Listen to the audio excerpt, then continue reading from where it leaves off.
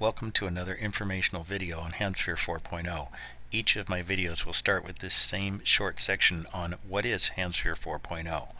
Well, as a HamSphere 4.0 user and a licensed amateur radio operator, I look at it this way.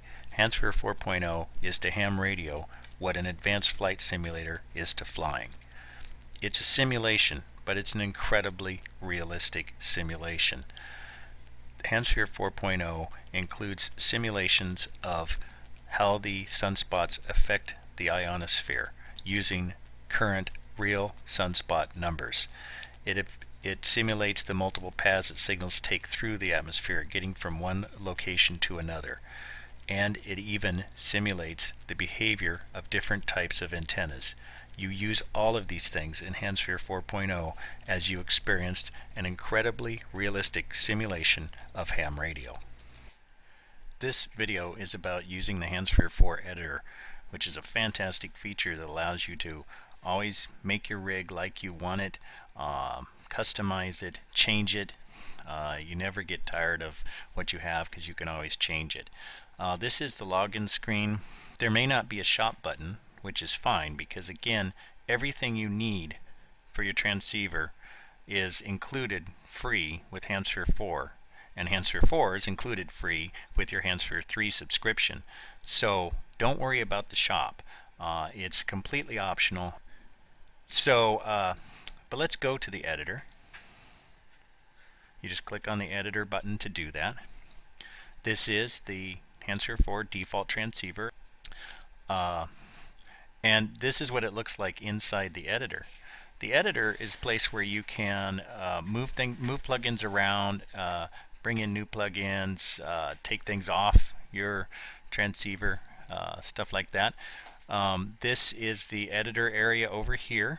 As you move things beyond this window, the scroll bars will expand to allow you to scroll, so you have a huge area in which you can edit. On the left here is what some people call the plugin toolbox or the plugin repository, and it's where you see what plugins you have available and which ones you have but you've already used. Now I have been in the shop and I have added more plugins to my toolbox, so mine will look different than yours. But basically all you need to know is that if a plugin is over here and it's green, it means you have one or more of them available. Here you can see a 1 next to these. If it's red, it means you have it, but you don't currently have any left in your toolbox. And we'll go over how to put things back into your toolbox here in a moment. And then between here and the Get More Plugins button, which is your path to the shop. This is really the only time you need to go to the shop, is when you're in the editor and you want to add something, or if you want to add a different antenna, you can go to the shop, and you can get to that here through the editor, through the Get More Plugins button. And then here's your current skin. By default, it comes with the light aluminum skin, and if you want, there are more skins available in the shop, everything from brushed aluminum to wood, and there'll just be more added over time, I'm sure. So now what we're going to do as a tutorial here is we're going to change the default rig to have everything visible on your screen at one time. The way the default rig comes is that it uses the group switcher buttons, which I'll talk about later in this video, to allow you to have your logbook on this button and your main transceiver on this button, so that you can fit everything you need in a small area, the same size or smaller than the HamSphere 3 transceiver. And so, but some people like to have the logbook visible all the time.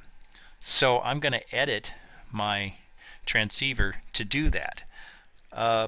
And that brings us to the whole point of the editor, which is moving plugins around.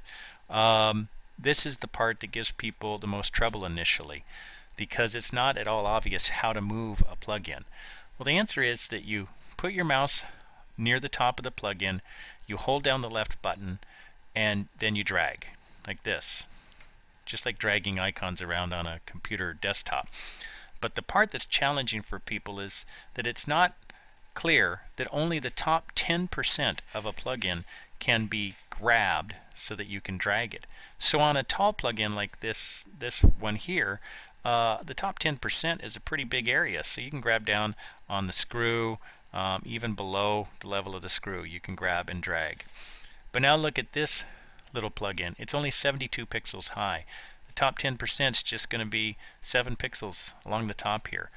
So a lot of people get used to grabbing the screws and moving. Then they get to one of these small plugins, they grab the screw and it's not moving, and they think maybe it's frozen. Well, that's because the screw's too low, or at least that part of the screw. You have to grab right up near the top, anywhere along the top, just right up on the edge, grab, and now you can move these. Like the volume panel here, notice it's a short plug-in. If you grab down here on the letters and you try to move, all you're going to do is move the knob, move the setting. So grab above the letters, right on the edge, and then you can move it. So that's how to move individual plugins. There's also a thing called a group move, where you can draw a box around a set of plugins, and everything that's completely enclosed by the box will get this white box around it. And then if you grab one of them near their top and you move them, you actually move the whole group. And this can be really handy when you're doing big editing jobs. And then if you want to no longer move the group, you have to click outside the box. So now I'm no longer in a group and I can move individual pieces. And if I draw a box completely around them, get the white box around them, then I can drag them back up here. This group move is the key thing to know about when you're trying to move the group switcher. These different buttons, these are buttons in the group switcher. This is the group switcher plugin. It's this gray box with the buttons on it. This is one page of the group switcher that has had plugins put on it, and that's why the gray box is hidden. And the problem with moving the group switcher is that a lot of people tend to think of the group switcher as this part down here, and they try to grab right near the top of this and move it. And I click and I drag and nothing happens. That's because the real top of the group switcher is this gray box.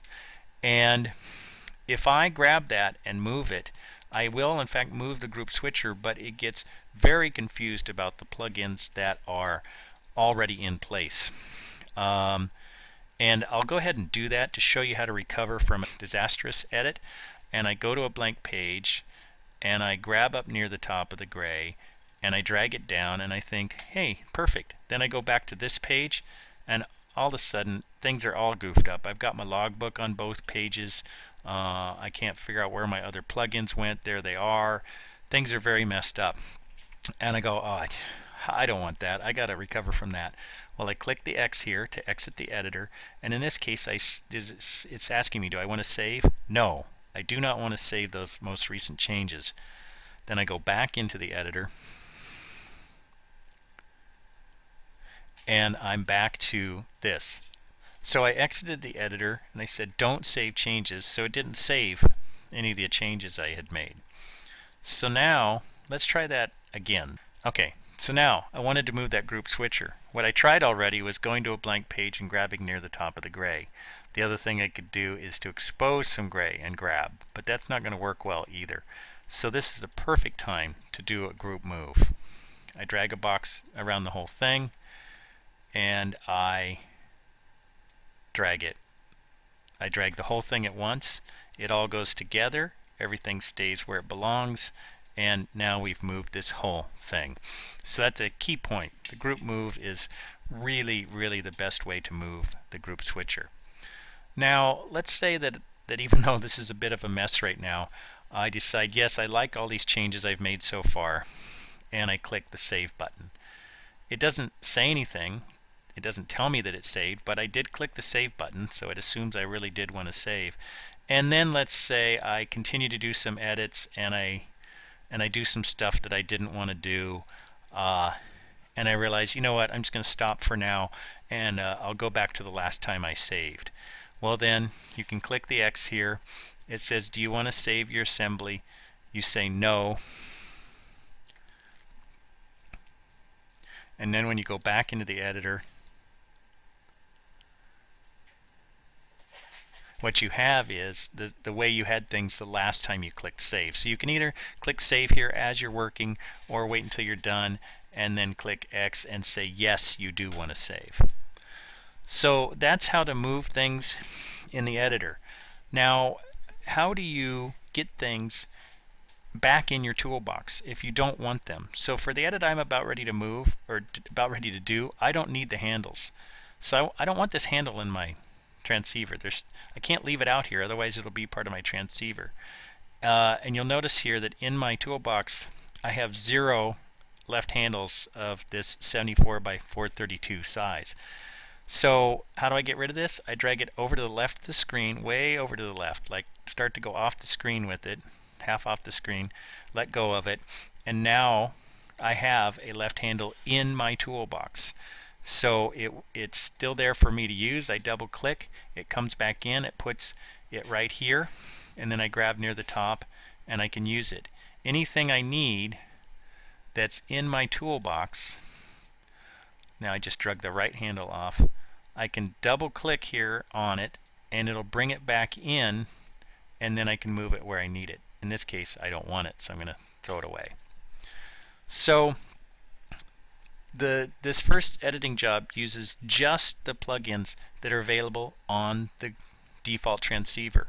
Again, I don't know how many times I should say this, you have everything you need on the default transceiver. You don't need to go to the shop, you don't need to look at additional plugins or antennas. And what we're going to do is modify this transceiver so that the logbook's visible all the time. I'm going to go to the page where the logbook is currently hiding on the group switcher. I'm going to grab the logbook and I'm going to move it out so that it's visible, like so. And now I'm going to rebuild my transceiver with it set up with the logbook visible. So I'm going to move it over here, and I'll just do this. I may not show you all of my edits. Let me get the audio selector out of the way. Put this here. My filter panel. The copyright panel has to always be visible. You cannot put it on a group switcher page because then it's afraid it's going to get covered up. So it has to be outside the boundaries of the group switcher, always visible, can't be covered by another plugin. So I've just moved it down there to that spot, and now I've got this. And now I've got a fully functional transceiver. In fact, I don't need it to say logbook here anymore, so like I said, I will cover more about the group switcher later, but for now let me just show you that you double click on a button, it brings up the name or a blank name if you don't have one yet, and then you can, in this case I'm going to delete the text and say okay, so now this button has nothing on it.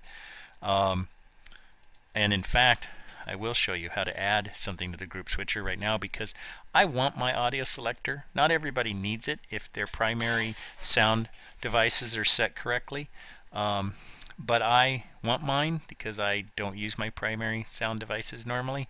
So I'm just going to double click this, add a thing that says audio, and I'm just going to put this here. So it'll look a little funny when I go to that page because it'll be this gray screen with that, but I only need, that's not a normal part of my transceiver. So there we go. Now I've got my fully functional default transceiver in a different configuration just by using the editor. I'll say close, and this time I'll say yes, I do want to save it, and I will start my transceiver. And here's the one I've just built. In fact, there's the static on the 40 meter band, and it's got all the features, all the changes that I made in the editor. The one other thing I want to show in the editor, or at least talk about, is that if you do decide to go to the shop, either through the web page or the button on the login screen or the Get More Plugins button, and you do get more plugins from the shop, they will show up in your toolbox here, usually within minutes of you completing the transaction. So it's really very cool. In the case of antennas, they don't show up here. They show up in your antenna selector plugin shortly after you've completed the transaction. So you don't have to do anything special to get your plugins to show up here. So that's the editor. You can change configuration of your rig. You can add more plugins. You can put them in any configuration you want. You can make transceivers whatever shape fits your screen or however you want to use them.